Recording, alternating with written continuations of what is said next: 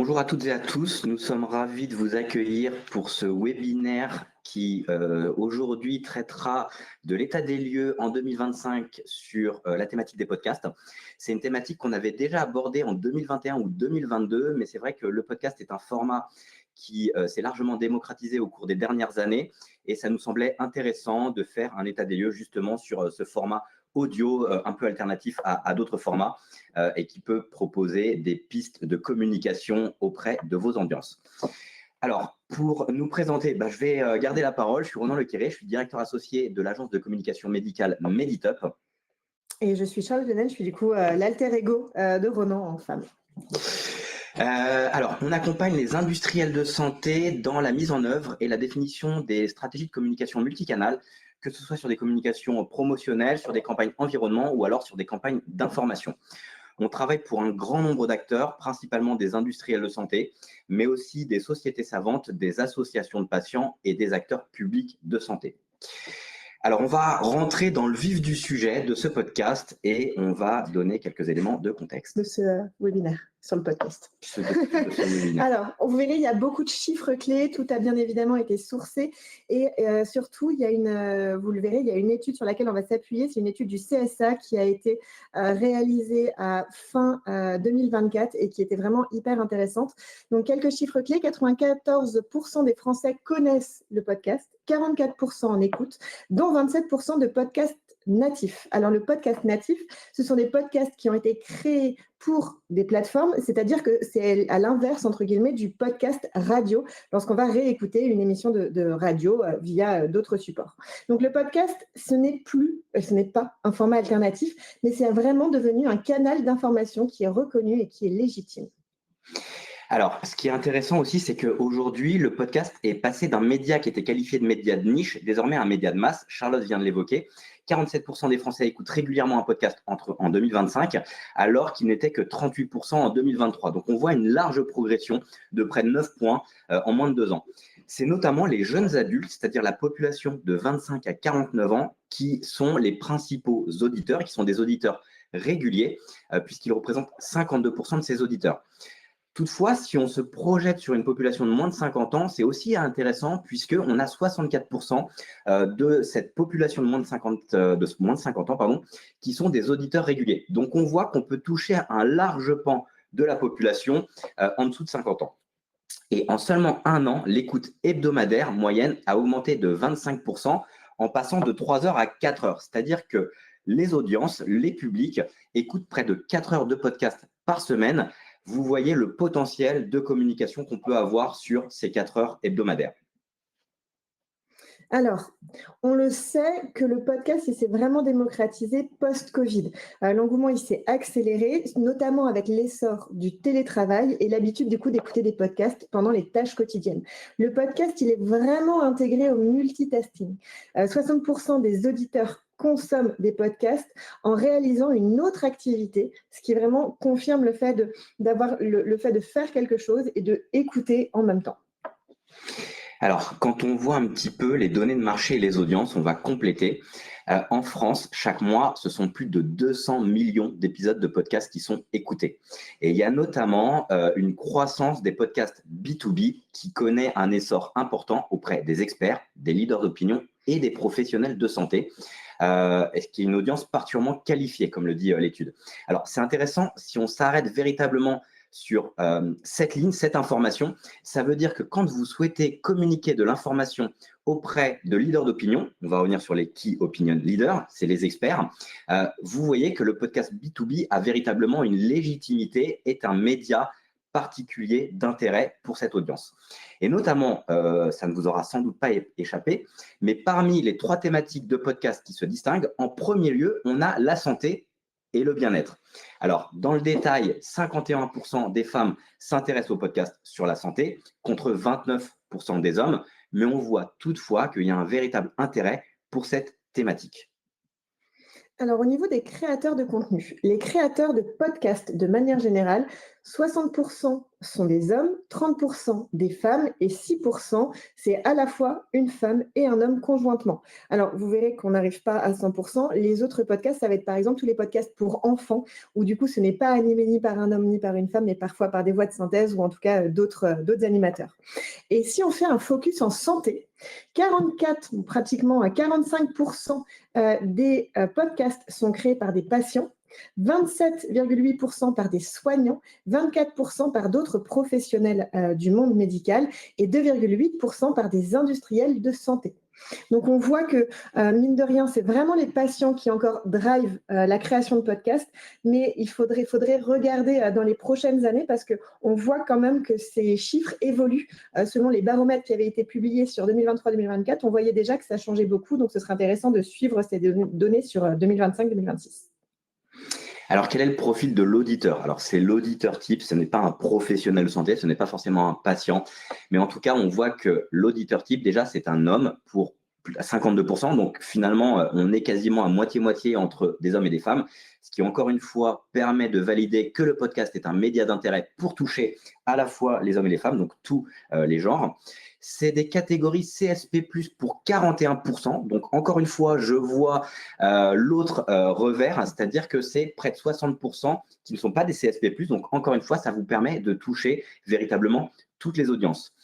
Alors, petit point qui va devenir intéressant, c'est que l'auditeur de podcast, c'est quand même quelqu'un qui est ultra connecté, puisque ce sont des auditeurs qui sont en moyenne connectés à 4,6 réseaux sociaux différents.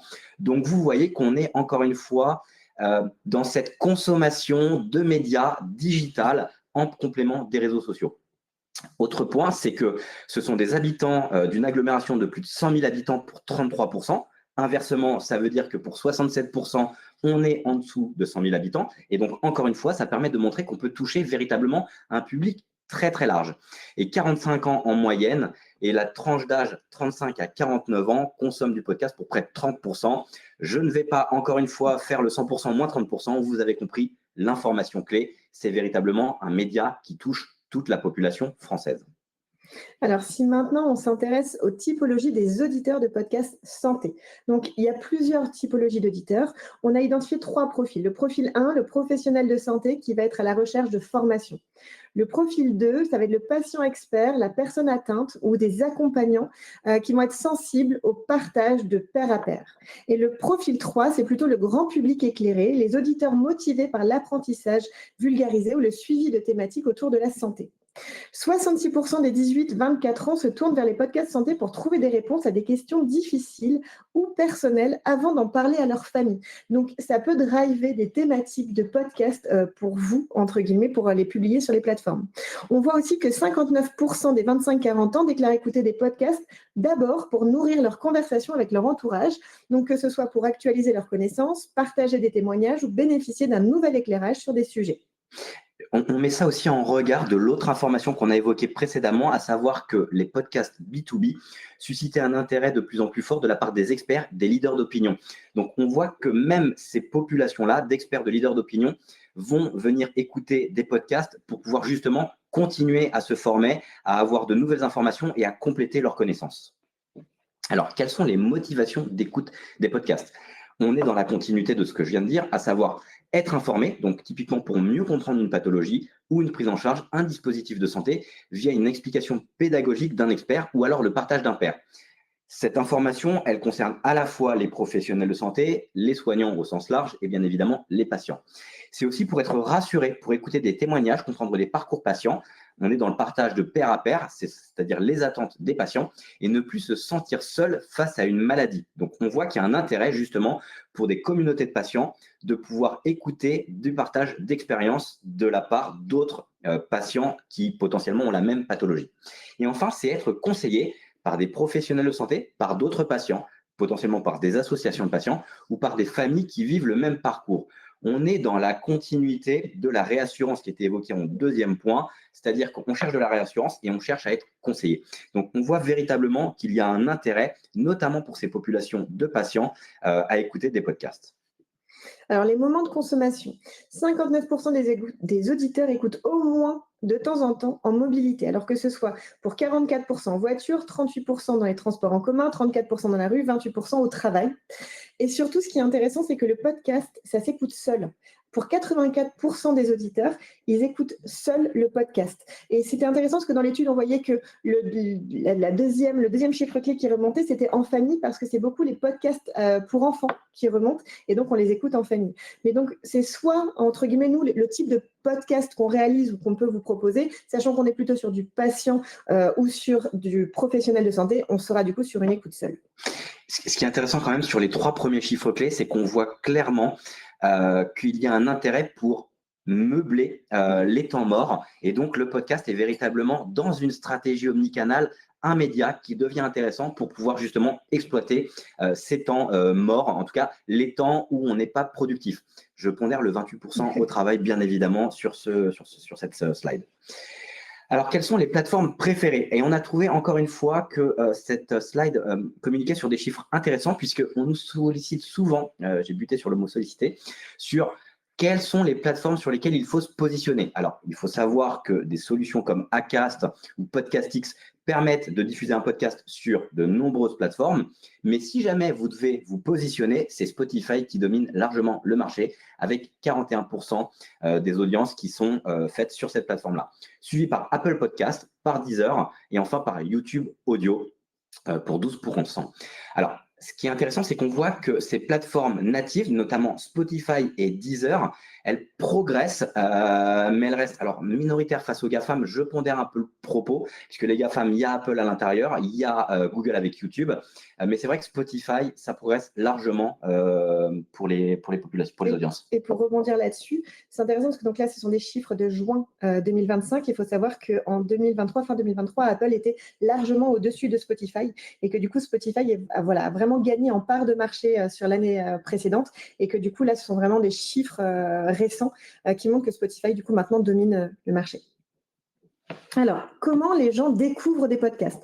Le premier point, c'est la recommandation des proches à 38%. Et ensuite, c'est des émissions de publicité à la radio, des réseaux sociaux, et puis les applis de podcast ou de streaming musical. Mais ce qu'on voit, et ce qui est intéressant de noter, c'est que vraiment la recommandation des proches, c'est le top 1. Et c'est pour ça que le bouche à oreille, c'est vraiment quelque chose qui fonctionne. Et c'est pour ça qu'il faut vraiment toujours prévoir le fait de pouvoir partager un podcast, les informations de partage pour pouvoir faire rayonner le podcast autour de la personne que vous aurez touchée.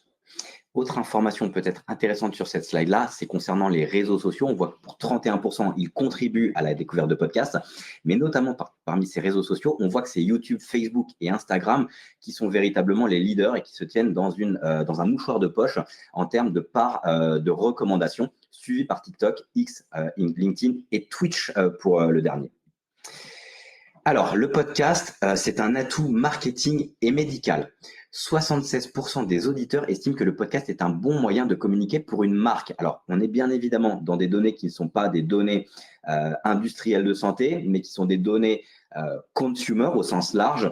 Et 69% des auditeurs jugent que le podcast est un média qui est perçu comme plus proche et plus crédible. Donc, il améliore la perception de transparence, de responsabilité et d'innovation de la marque comparativement à d'autres initiatives de communication qu'on pourrait assimiler à plus publicitaires ou promotionnelles de la part des marques. Alors, les attentes des auditeurs versus les marques. 58% des auditeurs sont intéressés pour que les marques parlent d'elles, notamment les 18-34 ans, à 75%. Après, les auditeurs pensent que les marques devraient, à 57%, parler d'un sujet qu'elles soutiennent et à 43% d'elles. Oui. Alors, ce qui va vous intéresser plus particulièrement, bien évidemment, c'est en santé. En santé, les podcasts ont un rôle de vulgarisation scientifique, de transmission de savoir médical et de valorisation du lien patient-soignant. Et de plus en plus, même si vous restez pour 2,8% des créateurs de contenu podcast, de plus en plus de laboratoires pharmaceutiques créent ou sponsorisent leur propre série audio sur ces fameux canaux dédiés. Ça, c'est une information qui est issue du Festival de la communication santé 2025. Alors, quels pourraient être les objectifs? Pour nous, les objectifs au niveau marketing, ça pourrait être d'accroître la connaissance autour d'une pathologie, d'une marque ou d'un projet de santé. Ça permet également d'affirmer un positionnement de leadership et de générer des leads, notamment HCP.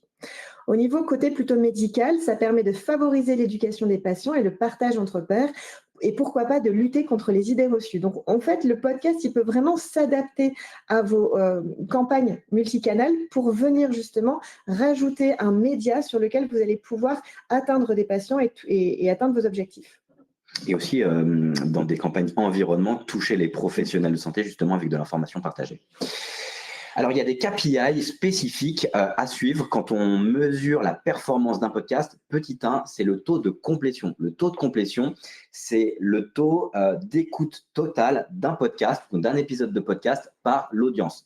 Il y a un indicateur clé qui ressort, c'est qu'à partir du moment où on a eu un taux d'écoute d'un épisode de podcast qui est supérieur à 65%, c'est qu'on a un bon engagement. Il y a d'autres KPI qui sont à suivre, c'est la durée d'écoute moyenne en fonction de la durée du podcast, donc ça se rapproche du taux de complétion, mais il est vrai qu'on va le voir après en fonction de la durée d'un podcast, 65%, ça peut devenir compliqué à atteindre. C'est le nombre aussi d'abonnés récurrents. Donc, combien vous avez d'abonnés combien vous avez d'auditeurs qui s'abonnent à votre podcast et qui écoutent de manière récurrente les podcasts, les épisodes de la série ou alors les podcasts que vous proposez pour votre marque. Et ça, il faut le comparer par rapport à des podcasts qui traitent des mêmes thématiques ou sur des thématiques en tout cas qui sont très très proches. Charlotte l'évoquait aussi précédemment, c'est le volume de partage ou d'engagement post-écoute, c'est-à-dire combien d'auditeurs vont recommander, vont partager le podcast, petit 1. Et en termes d'engagement post-écoute, c'est quel est le trafic qu'on peut générer vers d'autres plateformes, vers des sites internet, vers d'autres contenus, peut-être vers des documents en téléchargement à partir d'un podcast. Donc ça, c'est véritablement l'engagement post-écoute. Donc, ça peut être des indicateurs comme combien vous avez d'inscriptions d'un patient, d'un professionnel de santé sur une landing page qui serait dédiée et associée à ce podcast. Par rapport à ces KPI, on a cherché des statistiques moyennes pour essayer de vous dire, par exemple, tant d'écoutes par mois, c'est une bonne chose, tant de durée, c'est une bonne chose.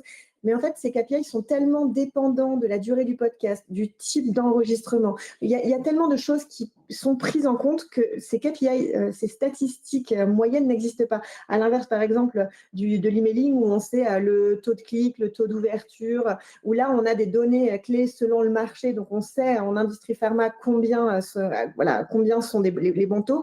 Ici, sur le podcast, vraiment, il y a tellement de différences entre les types de podcasts qu'il n'y a pas de données moyennes et que c'est vraiment des objectifs à vous d'avoir ou d'essayer d'étudier par rapport à un concurrent ou à un podcast qui serait assez similaire sur la thématique et sur la durée. Vous pourriez aller regarder par exemple le nombre d'écoutes, le nombre d'épisodes pour essayer d'avoir une idée de KPI à suivre, mais malheureusement, il n'y a pas de statistiques en tout cas globales pour ce point-là. Ça me fait penser à quelque chose qu'on n'a pas évoqué lorsqu'on a présenté la slide avec le graphique de découverte des podcasts.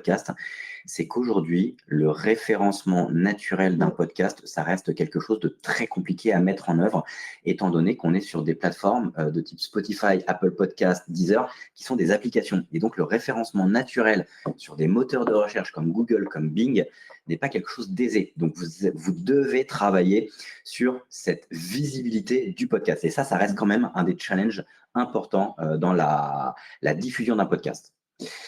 Alors, en termes de publicité, 68%, donc publicité qui est embarquée au sein d'un podcast. 68% des personnes qui écoutent des podcasts pensent que la publicité n'est pas présente ou juste ce qu'il faut. Donc ça, c'est quand même intéressant quand on part d'un autre point de vue. C'est-à-dire que si vous n'êtes pas l'éditeur, le producteur, le diffuseur d'un contenu podcast, vous pouvez vous positionner avec une publicité au sein de ce podcast. Donc, en termes de publicité, 34% des auditeurs préfèrent lorsque la publicité est lue par le narrateur du podcast. Donc ça, c'est intéressant si vous travaillez notamment avec des créateurs de contenu, pour ne pas dire des influenceurs, que ce soit eux, justement, qui valorisent vos messages de communication. 21% préfèrent la forme classique, donc vous savez, le petit encart média dédié de 30 secondes, le format 30 secondes qu'on va lire avant, après, pendant un podcast. Et 45% n'ont pas véritablement de préférence entre les deux formats. Et le moment de préférence pour écouter cette publicité, 51% au début du podcast, alors que 32% à la fin du podcast et 17% au milieu du podcast. Donc, on voit véritablement que s'il faut positionner un message publicitaire, il faut se positionner principalement au début du podcast. Je rebondis sur ce que Roland disait, parce que dans la découverte des podcasts, il y avait 16% qui disaient qu'ils découvrent un podcast par le biais de promos dans d'autres podcasts déjà écoutés. Donc, c'est pour ça qu'effectivement, quand on manque de référencement naturel, la publicité, ça devient vraiment un moyen de se faire connaître. Et c'est pour ça qu'on a aussi mis ces slides-là, parce que c'est important de voir le podcast dans son ensemble et également dans sa promotion. Alors, au niveau cette fois-ci maintenant de la production, à proprement parler, du podcast. Alors, il va y avoir 3 phases qui vont être essentielles. La pré-production, c'est-à-dire quelle ligne éditoriale on va suivre, quel script, est-ce que le script a bien été validé au niveau médical ou par le comité relecteur, quel est donc prendre en compte tous les points essentiels, quelle va être la un professionnel de santé? Est-ce que c'est un patient? Est-ce que c'est un aidant? Et puis, on l'a pas mis là, mais on va aussi se poser des questions au niveau du timing, au niveau de la promotion, de la diffusion. Et puis ensuite, on va réaliser la captation. Au niveau de la captation, il y a un matériel minimal nécessaire, que ce soit un micro fait pour le podcast, bidirectionnel ou unidirectionnel, ou même qui peut capter l'ensemble des personnes présentes dans une pièce. Le fait d'avoir une pièce silencieuse pour faire cette captation. Donc, les micros sont des micros, souvent, en tout cas au niveau du podcast, qui permettent d'atténuer les bruits aux alentours, mais c'est quand même mieux d'avoir une pièce silencieuse et qui n'a pas d'écho, parce que l'écho est toujours très embêtant à enlever en post-production. L'importance d'avoir une voix qui est claire, qui est posée et sans bruit parasite. Alors, les bruits parasites, ça va être par exemple les bracelets qui tapent sur la table quand c'est une femme et qu'elle est, voilà, d'ailleurs, ça marche aussi pour les montres pour les hommes. Mais voilà, c'est du coup tous ces petits bruits parasites qui vont venir biaiser, entre guillemets, le déroulé du podcast. Et ensuite, on va avoir une 3e étape qui va être la post-production et l'habillage sonore. Donc, tout ce qui va être le sound design, donc l'intro, le jingle, l'identité musicale. Et donc, ça, c'est vraiment des choses qui se travaillent, puisque l'identité musicale, c'est un petit peu comme quand on parle de Netflix, on sait qu'il y a le tadam. Et ben, il faut créer justement ce réflexe sonore au niveau du podcast avec ce jingle qu'on va retrouver en intro de chaque podcast pour vraiment créer cet univers de marque. Et puis la cohérence sonore qui va permettre de fidéliser l'audience et de renforcer l'identité du laboratoire lorsque vous créez des podcasts. Alors, il y a des choix stratégiques, bien évidemment, qui s'imposent lorsque vous allez décider de produire un podcast. C'est le storytelling qui est associé à la voix. Est-ce que vous préférez des modules courts? Est-ce que vous allez être sur un ton vivant? Est-ce que vous allez proposer des variations de rythme et d'intensité? Donc, c'est des choix qui sont assez stratégiques. Il faut savoir que 79% des auditeurs santé valorisent la voix dynamique et la pédagogie. Et donc, il y a aussi des personnes qui se positionnent justement avec leur voix pour de l'animation de podcast. Il y a une durée idéale par cible. Les professionnels de santé préfèrent des podcasts courts, inférieurs à 15 minutes. Et ce qu'on assimile notamment à du micro-learning ou du bite-size consuming, et donc des formats qui vont pouvoir justement être consommés assez rapidement. Les patients, étant donné qu'on va être plutôt sur de la réassurance, sur de l'information, sur du partage d'expérience, on doit avoir un temps qui est suffisamment long pour pouvoir rentrer dans du détail sur un ton intimiste, pour pouvoir permettre justement du partage d'expérience, du partage de témoignages et potentiellement de l'éducation thérapeutique. Je le mets entre guillemets, tout simplement parce que c'est un terme qui est très encadré réglementairement parlant aujourd'hui. Donc, il y a véritablement des formats qui sont très variables, ce sont selon les objectifs, mais ils doivent être définis en amont, en fonction de l'audience, en fonction des objectifs que vous poursuivez. Il faut savoir que les formats courts, entre 15 et 30 minutes, sont privilégiés par 53% des répondants. Je reviens sur les HTTP privilégient un format de moins de 15 minutes du micro-learning, mais on voit que ce qui est assimilé à un format court, ça reste inférieur à 30 minutes. Et ils ne sont que 24% à déclarer aimer les formats longs, c'est-à-dire qu'ils sont compris entre 30 minutes et 1 heure. Donc, on voit très bien qu'il vaut mieux rester sur un format de l'ordre de 30 minutes en moyenne et en fonction des objectifs ou des audiences, soit diminuer, soit accorder un peu plus de temps, mais éviter d'être, encore une fois, trop long. Ce qui va vraiment être important, c'est l'objectif en fait que vous voulez atteindre avec ces podcasts-là. Parce que quand on est sur du témoignage de professionnels de santé, sur des thématiques qui sont très précises, on peut aller au-delà de 15 minutes si c'est vraiment un sujet qui nécessite d'avoir plus de 15 minutes de podcast. Et du coup, par rapport au format actuel des podcasts santé, à 61%, on est sur de l'interview. Donc, on a une personne qui va interviewer une autre personne. À 16%, on est sur le solo, donc la personne qui parle toute seule. 11% le talk show, donc on est plus sur, comme à la radio, entre guillemets, hein, de l'animation. Et à 4,7% sur un duo d'animateurs. Alors, les tendances 2025 et le futur du podcast en santé. Alors, on voit émerger un nouveau format qui s'appelle le vidéocast, c'est-à-dire qu'on n'est plus exclusivement sur une écoute audio, mais on est sur une écoute audio et vidéo. C'est-à-dire que ce sont des podcasts filmés. Et alors là, on va revenir sur le fait que on va avoir un podcast, donc potentiellement une interview ou une voix seule, mais en tout cas, ça va être filmé, c'est-à-dire que ça va être retranscrit. Et je ne sais pas si vous avez entendu parler de ça, mais de plus en plus de créateurs de contenu, désormais, font des lives quasiment permanents où ils sont filmés pour avoir encore plus de proximité avec leurs audiences. 56% des Français ont déjà regardé un podcast filmé. J'étais assez bluffé par ce chiffre-là, puisque plus d'un Français sur deux a déjà regardé un podcast filmé. Et parmi eux, au moins 46% regardent au moins une fois par semaine un podcast filmé. Donc, on voit que c'est vraiment un format qui est en train d'émerger. Et bien évidemment, ça ne vous aura pas échappé, mais de plus en plus, on peut créer des contenus avec de l'IA et ça n'échappe pas au format des podcasts, c'est-à-dire qu'on peut créer des podcasts avec de l'IA et ce qu'on appelle des voice bots. Alors attention, ces outils sont perçus comme froids. Ils permettent bien évidemment de produire plus rapidement de manière plus automatisée, mais par contre, on perd en authenticité, on perd en émotion. Et finalement, c'est un point qui devient potentiellement un challenge lorsqu'il s'agit de fidéliser les audiences. Et une enquête qui a été menée par Acast, alors il faut savoir qu'Acast aujourd'hui, c'est une plateforme qui permet d'héberger vos podcasts, de les diffuser largement et même de créer du lead generation en faisant la promotion sur d'autres podcasts ou vous-même en incluant des recommandations vers d'autres podcasts.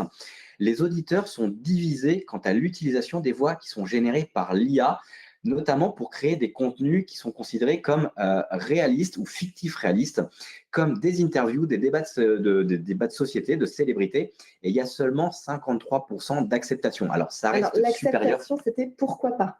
Oui, mais ça reste quand même supérieur à 50%, mais effectivement, pourquoi pas? En tout cas, ça reste un sujet qu'il faudra suivre dans les années à venir, mais plutôt les mois à venir. Et du coup, Ronan l'a dit, l'autre point, l'autre tendance, c'est le podcast en direct. Bien que le streaming en direct, ça reste encore donc relativement faible, 13% des auditeurs, alors c'est dans le monde, ont déjà assisté à un événement de podcast en direct. Et du coup, ça répond à un besoin des auditeurs. Il y a donc Spotify, on ne va pas reciter qui c'est, on fait une étude et 73% des auditeurs de Spotify souhaitaient avoir davantage d'occasions d'interagir avec les podcasteurs. Du coup, c'est pour ça que ce podcast en direct permet de répondre à ce besoin de certains auditeurs de pouvoir interagir et échanger avec les créateurs de contenu. Après, il faut faire attention parce que le podcast en direct, on peut très vite aussi aller sur les lives des réseaux sociaux où on peut interagir. Donc, il faut trouver le juste milieu, comment faire du contenu spécifique qui soit vraiment du podcast et répondre à ces besoins-là. L'interaction sur les réseaux sociaux, on est sur le format podcast audio. La limite devient ténue entre les différents formats d'ailleurs. Alors, en conclusion, le podcast n'est plus du tout un format alternatif, c'est véritablement un média qui va permettre de compléter une stratégie omnicanale et qui va permettre justement de se positionner pour communiquer des informations qui sont perçues comme légitimes, pour lesquelles les marques sont considérées comme crédibles et sur lesquelles elles peuvent apporter justement des informations. Et c'est un usage, c'est un média qui est largement consommé au quotidien. On l'a vu, 4 heures de consommation hebdomadaire désormais et principalement sur des temps qui sont qualifiés de temps morts. La santé est la première thématique d'intérêt parmi les catégories qui sont plébiscitées par les audiences, notamment pour compléter ses connaissances, s'informer, se rassurer ou alors avoir des conseils. Le podcast santé, il combine à la fois rigueur scientifique et émotion qui va permettre en fin de compte justement de pouvoir communiquer de l'information scientifique avec, encore une fois, une information qui sera perçue comme crédible, légitime et qui permet justement de communiquer des informations émotionnelles, notamment sur du podcast patient. Les formats courts, dynamiques et pédagogiques sont plébiscités puisque l'idée, c'est de pouvoir atteindre un taux de complétion, donc un taux d'écoute de 65%. Et les KPI qui sont à suivre, c'est le taux de complétion, la durée moyenne d'écoute, la fidélisation avec les abonnés qui sont récurrents et l'engagement post-écoute, c'est-à-dire ce qui va permettre de générer du trafic sur d'autres médias, sur d'autres contenus. Merci. Alors, il est 9h29, on est quasiment à la limite de la fin de notre webinaire, mais n'hésitez pas à poser des questions si vous en avez. On peut faire du name catching avec un podcast vu qu'on redirige vers une plateforme. Alors, je ne suis pas sûr de savoir ce que vous entendez par name catching. Je vais poser la question en direct.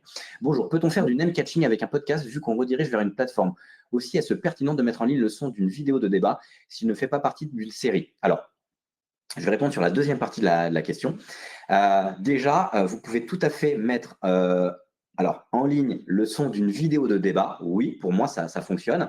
Je vous cite un exemple. Il y a un podcast qui vient de sortir qui s'appelle Tête chercheuse, qui est un podcast d'une enseignante-chercheuse de l'Institut Gustave Roussy. Quand je ferme les yeux, c'est parce que j'ai besoin de me rappeler de mes souvenirs. Il n'y a que 2 épisodes. Alors, ce n'est pas véritablement un débat qui aurait été filmé, mais pour nous, les débats, à partir du moment où on ne diffuse pas d'informations sur des slides, on peut tout à fait le proposer en format audio et donc le diffuser sur une plateforme de podcast. Maintenant, c'est vrai que les podcasts, on s'attend à avoir plusieurs épisodes. Donc, c'est quand même mieux de faire une série. Et je vais vous citer un exemple. Je pense que vous connaissez l'émission C'est dans l'air. C'est dans l'air, c'est beaucoup de débats, c'est beaucoup d'écoute. Il y a ces mini-reportages, mais ce n'est pas parce qu'on n'a pas le mini-reportage que ça ne s'écoute pas en format podcast. Donc, vous pouvez le faire. Maintenant, attention à effectivement essayer de l'intégrer quand même dans quelque chose qui est plus long. Name catching pour collecter des noms dans une base de données. Alors non, enfin… Je vois trop de contraintes RGPD. Ouais, il y a beaucoup de contraintes RGPD, mais effectivement, actuellement, faire du name catching sur des solutions de diffusion comme Spotify, par exemple, ça me semble pas possible. Il faudrait creuser le point, mais aujourd'hui, effectivement, en termes de RGPD, si vous n'avez pas un consentement, vous ne pourrez pas le faire.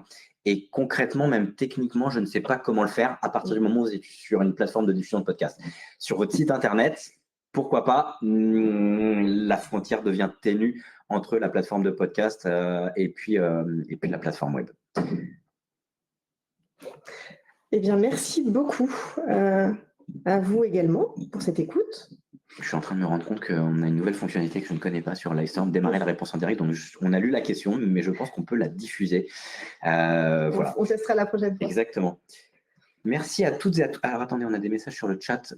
Merci à toutes et à tous pour vos commentaires sur le chat. C'est toujours très apprécié. N'hésitez pas à aller voir la page où on présente tous les podcasts à venir. On a notre programme pour l'année 2026 qui est déjà en ligne. On reste à votre disposition. Le prochain webinaire sera sur l'IA Act, tout ce qui encadre l'utilisation et la création des supports avec de l'intelligence artificielle. Merci encore pour votre écoute, votre participation. On vous souhaite un bon vendredi, puis un bon week-end et on vous retrouve pour un prochain podcast dans un futur très proche. Janvier. Merci à toutes et à tous. Bonne journée. Bonne journée.